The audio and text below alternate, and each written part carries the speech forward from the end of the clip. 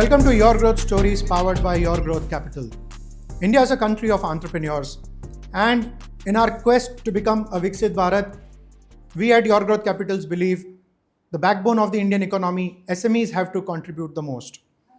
At Your Growth Capital Advisors, we have created a platform which provides all resources essential for an entrepreneur's growth, be it strategy, execution, human capital, or financial capital as well.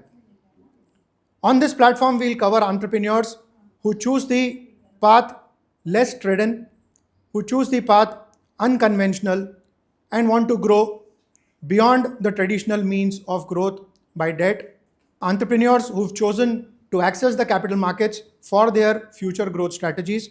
And today, we are going to speak to one such progressive entrepreneur who's soon going to take his company public in an interesting space of CDMO, contract drug manufacturing, in the space of nutraceuticals, cosmetoceuticals, Ayurveda, veterinary care, and home care products. Let's speak to our guest speaker today. I'll welcome today the founder, managing director, CEO of Influx Healthtech, Dr. Munir Chandniwala. Welcome on the show, Dr. Munir. Thank you so much. Thank you so much for having me. Doctor, please tell about yourself and who are the other promoters of Influx Healthtech, about their qualifications. We are three of us actually, and it's a family-driven enterprise. Myself, Dr. Munir Chandniwala, I'm a PhD, and my basic qualification is B Pharmacy, and I've done my MBA and MPhil also. I have a diploma in nutrition, as well as I have done a skin science course, certification course from UK. So this helps me out with the daily routine, maybe what is required to run my show. The other two are Shireen Chandniwala. She is my wife, and she is a MCom. And my father, Dr. Abdul Ghani Chandniwala, he himself is a homeopath and a very seasoned person who has a good knowledge of scientific knowledge of the products, and he helps us out with the maybe few of the concepts, R&Ds, and which helps as an overall company to develop new products, what's are trending. So the company is headquartered at Mumbai, and you have your factories at Palghar. Tell us about Influx Healthtech Limited. How did it all start? See, since last 4 years, you can see in a DRHP filed, it's been 4 years actually, from private limited to limited. But if you see the roots, it's since last 23 years we're into this business. I've started this in 2002-03, and over the years we have grown and reached to from a one room we have reached to 3 or 4 factories, and we have been running this business since 23 years. You mentioned that you are a CDMO. What is exactly CDMO? I would like you to share with our audience. How old or new is this concept in India? See, CDMO is a long, like since many years, many people are doing this, and pharma business generally runs on CDMO more because it's a model where manufacturer is different, marketer is different. In this, what happens, we are the back-end people. We do manufacturing and take care of the manufacturing aspects, what is required by the marketer to create a brand. And marketer company is generally a brand company who markets through different channels, through doctors, through it can be a D2C brand, it can be any other model from how they can market. So we are the back-end people, and we generally provide solutions for manufacturing. So this is an age-old concept, yes, that in pharma companies. In pharma, it's nothing new, and many companies, majorly companies, if you see, manufactured by name is different and marketed by name is different. So this is a CDMO model. So how is CDMO evolving in a country like India today? See, many business requires expertise, and CDMO generally people like us have expertise in manufacturing. And there are companies brand evolving. You see newer brands are coming, new age people are, like the D2C market which is growing. So you require people like us who can support their manufacturing needs. And so we are the technical people generally who are backend, who gives backend support to the brand, and they can explore their market. So definitely the model is growing more because more of technical aspects is required, which people like us can provide. Let me ask you a very important question. What is the entire journey when a client comes to you, and how does the whole product development process evolve? See, we ourselves project as a 360 CDMO company. Generally, in our company, when a client comes with an idea, so we brainstorm it. We see whether the idea fits the laws of India or whatever laws which are governed for export or anything. So we see the framework of FSSI or FDA guidelines which are there, and accordingly we can suggest them the rectification or the modification of the formulas which are required. Yes, once the formula is decided, generally, let's say a product like a bar or a protein powders which are there, we provide them service for tasting. So generally, this is one of the main things. So we generally make product as per client's requirement. So every client is different. Every client is from the different geographical area. They are from different tier cities. So their needs are different, and as per their needs, we try to achieve that. Give them costing, everything fits well, understand the packaging. We even have packaging backend support so that if a client has limited budget, we can solve their issues. We have regulatory in-house people to take care of their label claims and everything, and we have in-house designing team also. So it's like we can provide them in-house everything. They just have to market the product, and we'll take care of the backend things. I can see your product range. It covers all startups and scale ups as well. And that is amazing that you are quite flexible with regards to entertaining your clients or fulfilling their orders.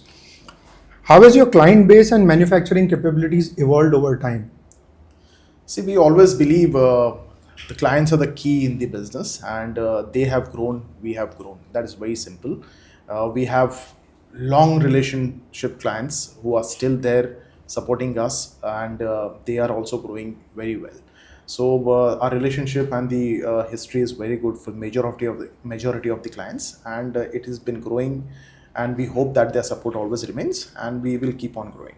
We were looking at your website, and we also did your factory visit. There are 4 or 5 major product segments. What are those segments, and what are their contributions to your revenue? See, Influx has different verticals. Name it, it's nutraceuticals, we have cosmetics, we have Ayurveda, we have a veterinary segment and a small home care segment also. Nutra is our major segment where we contribute, right now it contributes to around 90% of the business, followed by cosmetic and then Ayurveda and veterinary and home care. But see, over the years, what we feel that how the industry is going, no doubt Nutra is very old. It's more than 23 years now. Cosmetic is only 4-5 years old, and Ayurveda is similarly recently done. So this contribution is going to change over the years. We have a lot of capacity spared with us, where in cosmetics and all can be increased, and the contribution may increase, the turnover may increase of this verticals, and which will contribute to the overall turnover of the company. So 90% of your revenue as of today comes from nutraceuticals, and remaining 10% from all the 3 different verticals. And also, as I was going through your DRHP, you mentioned that nutraceutical currently is at 90% capacity utilization. Are there any steps taken to unlock this? And we'll also ask about the IPO funds that are coming in, how soon they will be coming in effect. See, on the first half of your question, you see, yes, we were 90% capacity utilization stage, but you have to understand that in manufacturing there are 2 parts. It's manufacturing actually and packaging also. So manufacturing was not an issue actually, but majorly we had bottlenecks in the packaging. Let's say we used to manufacture and there was a delay in the packaging stuff. Over the months, if you see our average turnover from last 4 months to 5 months or 6 months, it is 10.5 CR. So we have maintained the growth rate again of 30-35%, which we usually are doing over the years. We have tried to unlock, we have got a lot of machineries or many machineries to unlock the bottlenecks of the bottling plants. We have been producing more units day by day, And we have also arranged a facility expansion where we are putting a new liquid line. We will having multiple bottling lines also with more storage capacity. So further, this will increase more turnover, or maybe due to this we can increase more turnover of a company with more production output. So yes, the regular what we are doing is 30-35% what we have been doing, but you can see more effective changes or more effective production by when we start this extension plant in this month. So So capacity bottlenecks are already solved yes, even so before the it will IPO. reduce our capacity maybe by or increase our capacity by 30-40% still, 50% still, because we are rearranging our production, like the flows and all. So we have worked on it very well, and we have been showing the results since last 6 months for this, and which will definitely be better in coming months. So in your utilization of funds through the IPO, majority of it is for capital expansion in nutraceutical and in veterinary. How soon do you think we'll be able to complete those expansions, and when would the plants be production ready? See, already we have started the plant civil work in Palghar, which we intend which we intend to expand through IPO issue. So we already have started work. According to the progress, we feel by November, December, the civil should be okay, and the plant commission may take around 2 to 3 months for that. So maybe in first quarter of next year, I think we should be ready to start the new commission plant. The IPO fund will definitely when it comes, so it will more energize the all system also, and maybe it will be much quicker. And maybe by first week of first quarter, we should be ready with the. So machinery and all is already being. Yeah, all are sorted. Machinery, everything has been ordered. It has been identified. Vendors are identified. Quotations are there. Everything is ready. When the time comes, we are going to place order as per the civil work progress. And I think it's all planned well to be commissioned in the first quarter of next year. So these two new plants, how much capacity creation will they be able to add to your current setup? See, we are expanding a nutraceutical plant and veterinary plant. We already have done cosmetic plant expansion this year without an IPO issue. So this will increase our 2.5 times production capacity. That too from the next year. So we already have extended our factories this year. We have expanded our cosmetic unit last year, or maybe in this financial year. And once we get the IPO issue, the utilization of IPO issue funds will help us to increase 2.5x minimum capacity. Can you name some of your marquee clients who you've been working with regularly and who are continuously giving you orders?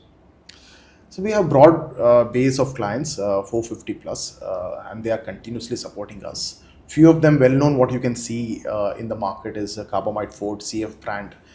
You can see Plantigo, you can see Evoque, which is like protein bar brand, Crave. There are many on the market if you see. So there are multiple Man Matter. There are multiple brands which we are the back-end support provider, and there are many actually to name. I was reading that you have more than 550 clients. What are your strategies to retain or maybe maintain relations with your clients? And are over a period those clients spending more with you? Yes, again, it comes that we are a CDMO company where we try to provide them back-end support also. So it gives an advantage with all the verticals and the portfolio what we have. We can definitely give them a wide range of options what they want to manufacture. And the wellness and healthcare company right now, whoever plans, we can offer them from gummies to tablets to liquids to oral strips to cosmetics to personal care to veterinary. So there are a wide range of products which we can offer as a CDMO company. Companies have been growing. Companies are cross linking their products. There are companies from nutraceutical manufacturing cosmetic they're manufacturing Nutra. So that is helping us out very well to increase and retain the customers, and also the ticket size of each customer is increasing year by year, and we have been focusing on that. Let's talk about the market size of CDMO India and globally. What geographies are you targeting? See, as a nutraceutical market, I have read somewhere that in 2025 it's a 35 billion dollar space, and which is going to develop by 2030. So there is a lot of things. There's a big market scope which is there for CDMO people like us, and there is a lot of scope for the brand to grow also. We already have been doing 25 plus countries already, and pan India we are have our presence. Uh, in this 25 plus countries, actually we do exports through merchant exporters, though you'll find our export like a turnover maybe slightly less, but the presence is through merchant exporters. So we have been trying this. We got NAFDAC approval. We are Nigerian approved GMP plant in nutraceutical, maybe first in Maharashtra right now.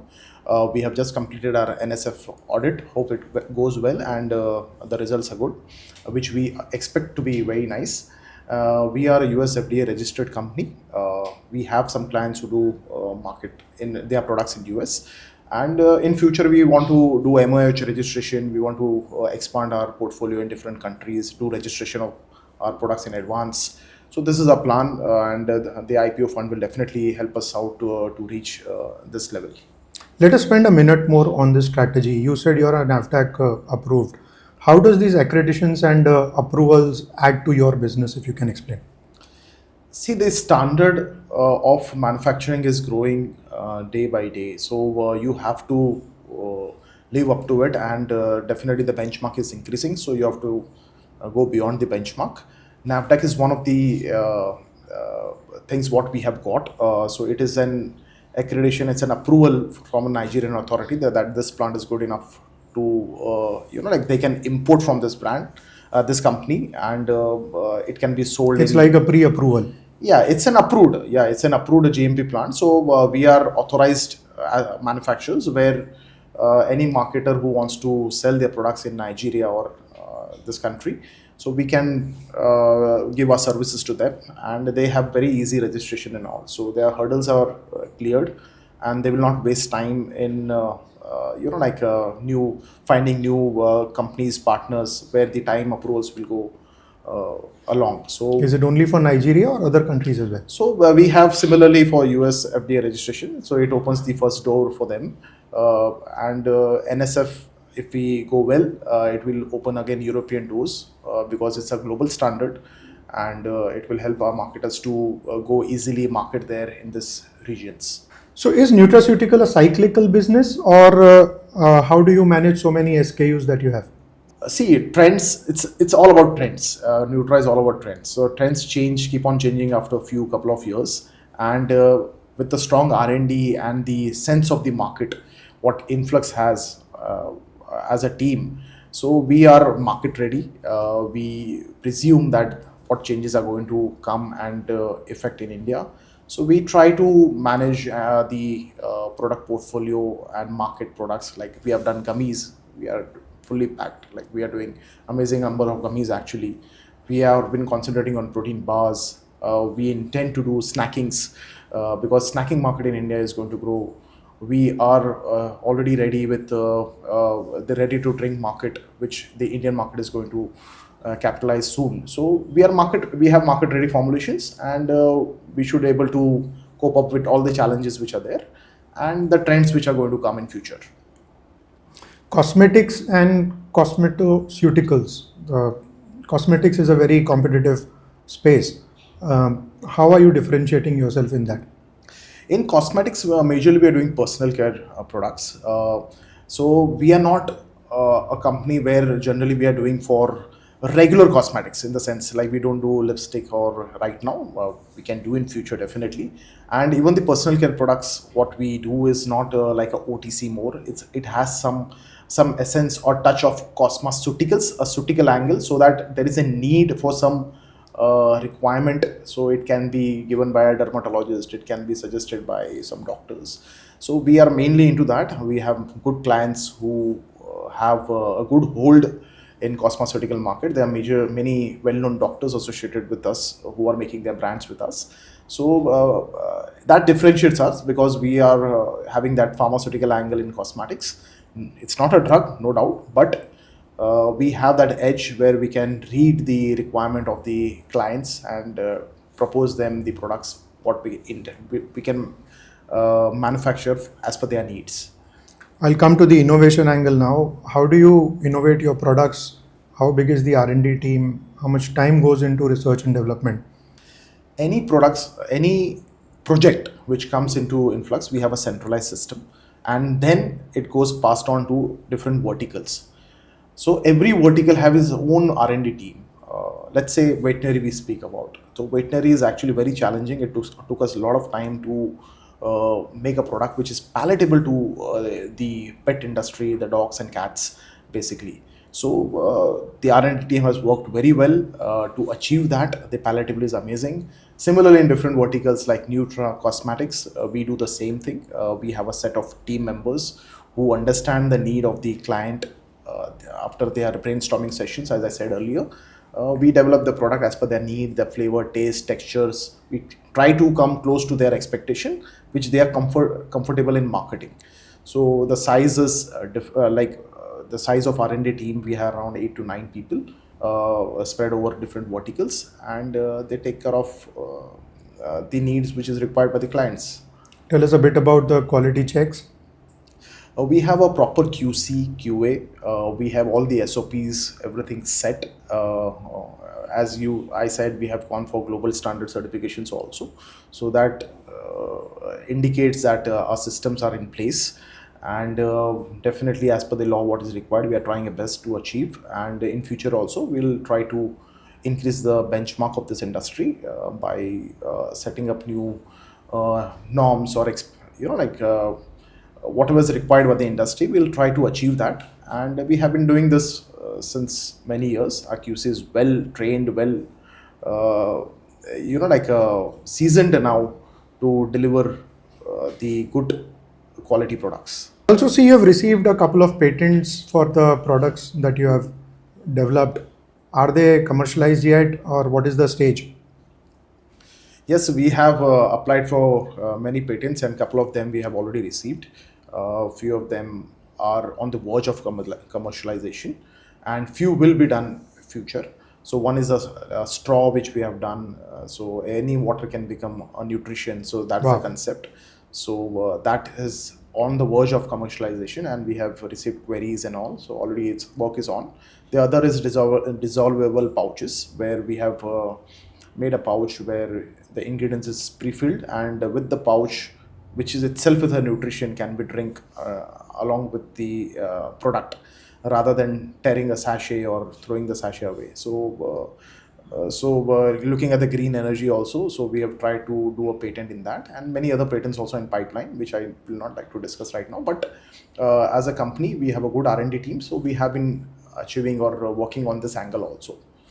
I also read that you have recently got an approval for an aerosol line. Yes, in cosmetic we have got the aerosol approval, and where we can do a lot of products which are related to deodorant, hairsprays, and many more. So it's one vertical itself. It is within the cosmetic segment. So a lot can be achieved in that. A lot can be done in that. I'll quickly come to the number of SKUs that you have, more than 3,000, I believe 3,200 to be specific. How do you manage the inventory, such a huge inventory? See, again, I said we have ERP systems in place. We are doing 3,200 plus products. Out of that, 2,800 is approximately Nutra, the balance in the other verticals. We have seasoned team and the people who are there are since long with us. They understand the product very well. They recollect, so it's basically, that is also one of our strength, to handle so many products and deliver at the proper time. So this is also an achievement which my team has done, and it also stands out a bit too, because it's not easy to make so many products and deliver with the different change parts, different requirement, different clients needs have been catered. So we have a well-defined system and seasoned team players, I think. Any challenges in sourcing raw materials or managing costs over the time? No, so see, trends we understand very well. Simple like dextrose rates increases when the heat is there. So we understand, so we procure it earlier. So similarly, if you go see the micro analysis of the ingredients, so we have understood the trends over the years, and we act accordingly. We have set SOPs in place, what to order in how much quantities, and we have review meetings every 15 days and all. So we see where we stand and what we can do better to maintain a proper inventory level. Looks like quite a task, and which brings me to my next question. Can you please tell about your leadership team, people who run the show along with you? See, we have well-defined organogram, and we have plant managers. We have every vertical has its own organogram actually. So we have CEO, we have plant managers below them, managers are there, workmen are there. Many of the workmen who are there are since more than 15-20 years with me. So I have my first employee also with me right now, so working with us. So that helps us out to ease the pressure or ease the production cycle. All in all, how big is the team? So we have a team of around 160 people working in the organization, and throughout. Now I'll come to the numbers that are mentioned in the RHP. And let me take this opportunity to tell our audience that we are not a SEBI-registered investment advisor or a SEBI-registered merchant banker. We are doing this interaction for the purpose of information that any of our viewers will need to make an informed and calculated decision before they do their due diligence and decide to invest or not in this upcoming IPO. So Dr. Chandniwala, your RHP says your March numbers have been about 105 crores. What has been the growth story so far? See, over the years we have tried to grow around, and we have been growing around 30-35% from 76 CR to 99 to 105 approximately.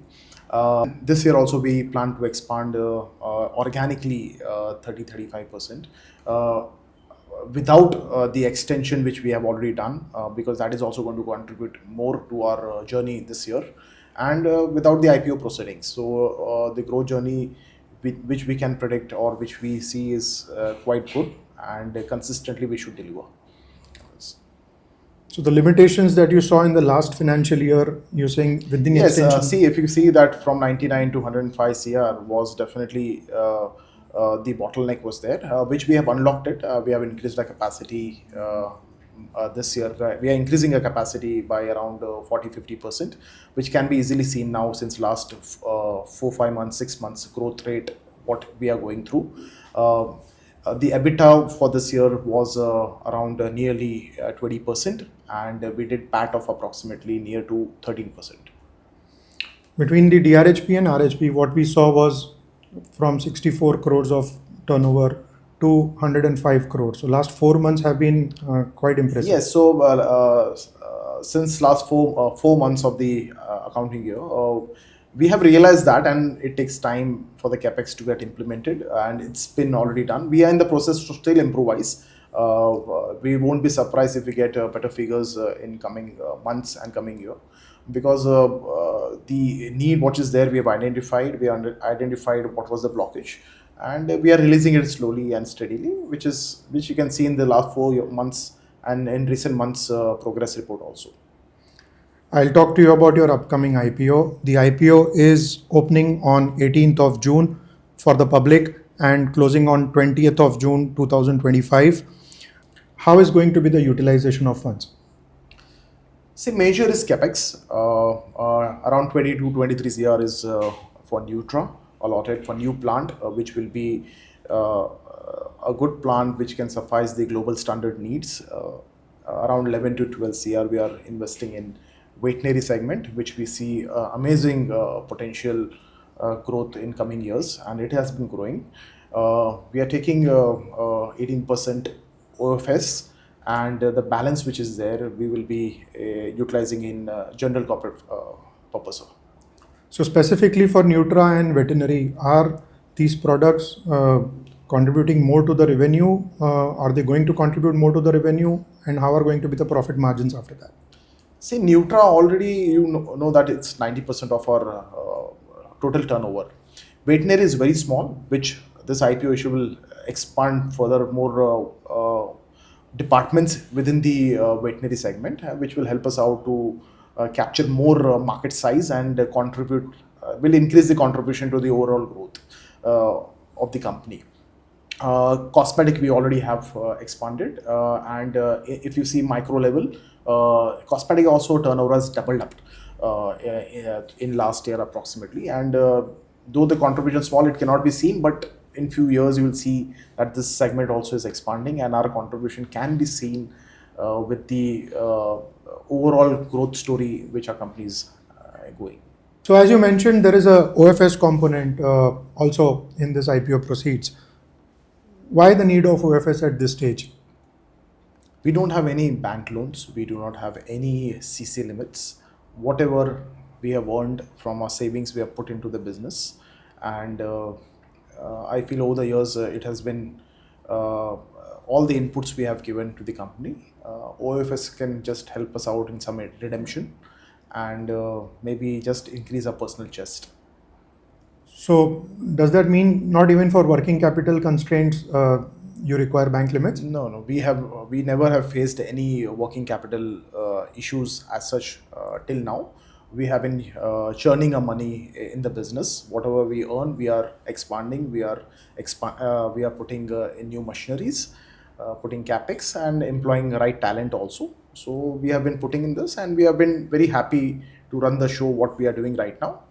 Yes, in future, if the growth demands, if the nature of business demands in future, we'll see. We'll take the right decision. Let the board take the right decision that time.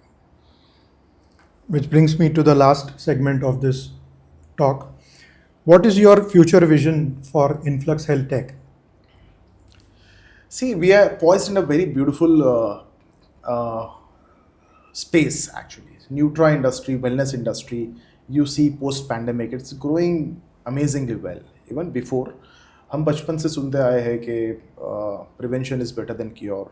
So this prevention is actually which can be seen in more scientific manner. So the industry is amazingly doing good. You see a lot of data, you'll read all the positive signs of the wellness industry going. So we are placed in a right spot as a company. What we are doing with the infrastructure, with the pool of talent, what we have. With the verticals, with the products lineup we have, we can do amazingly well in future. As I said, after the IPO funding, if we get, and we will be expanding 2.5x minimum. So that will definitely increase our revenue and production capacity also. So it will help us out to still churn more business, and in healthcare industry, we will be a prominent name in future. Are you planning to enter into pharma or biological sector or even medical devices in the future? Currently, I want to stick to what our strengths are. It's very clear. We want to do CDMO things, what we are doing. In the space, what we are non-allied, we are into allied pharma, non-pharma actually. We want to stick to it, and we are very clear what we want to do. Yes, in future, we are open for it. We have some plans to enter into pharma if everything goes well in steps manner, in a normal manner, and we will expand. Definitely, we are open, and sky's the limit. Last couple of questions in your closing message. How do you assure your investors about governance, risk mitigation, and strong return on investments? See, to start with, if you see the promoters and the board of talent, what we have, the directors which are there since long, and we have sufficient experience to run this business. Over the years, we have developed our SOPs. We have a good amount of, we have developed whistleblower policies. We have developed a lot of policies to ensure that everything, the business goes well in this. Even we have capabilities of R&D which can take care of the future risk of product development, and the system which we have implemented assures us to be in a good space without much of the risk, and we can deliver very well in this. And as I said, the expansion is 2.5x, so the investor money will be valued in future, and definitely if they believe in us, we can definitely give them a better and a very nice returns to them. So you're a pharmacist, you are an entrepreneur, you are a Rotarian, you are a sports person. I can see the passion with a purpose.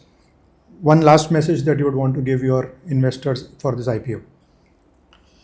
Uh, See, Influx is poised at a very right space, and we ethically believe that the business has to give returns to the investor, and we are well planned. We have a well planned, and the steps which we have taken, and over the years, what we'll do will definitely give the investors their like the share of returns what they expect from us, and with your support definitely we can go ahead miles and achieve what can be as per the industry expansion and what we can do in future. Thank you so much, Dr. Chandniwala, for sparing time with us. This was your growth story, your path to glory. If you like our channel and this story, please like and subscribe our channel. And if you wish to get your story also made available for the audience to hear, we are available on our email address. You can reach out to us, and we would like to cover your growth story as well. With this is Naveen Tekwani signing off with a promise to come back with yet another exciting Your Growth story powered by Your Growth Capital. Thank you so much.